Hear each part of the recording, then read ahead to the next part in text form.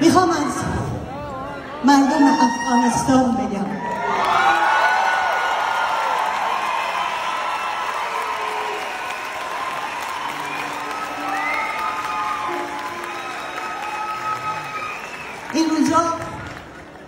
این روزا افغانستان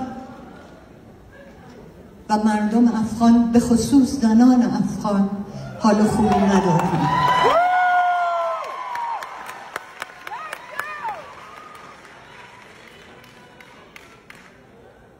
ما هم تلاش کنیم توی مشکلاتشون اگر نمیتونیم کمکی بهشون بکنیم حداقل در کنار اونایی که هستن باشیم.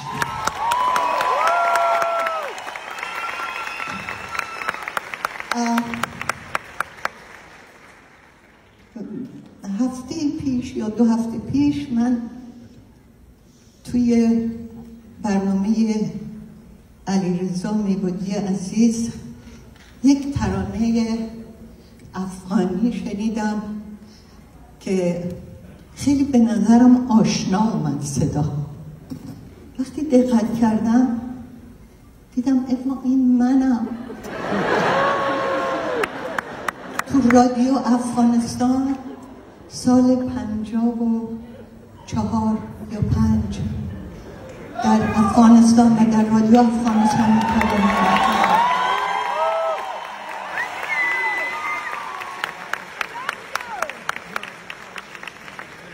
من متاسفانه تمرین ندارم ولی میخوام این بابک سعیدی رو سورپرایزش کنم.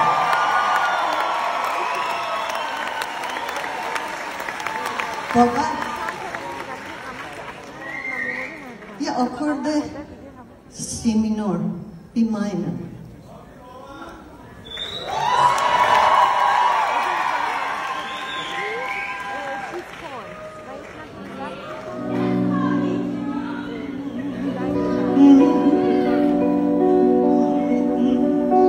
یا که بریم به مزار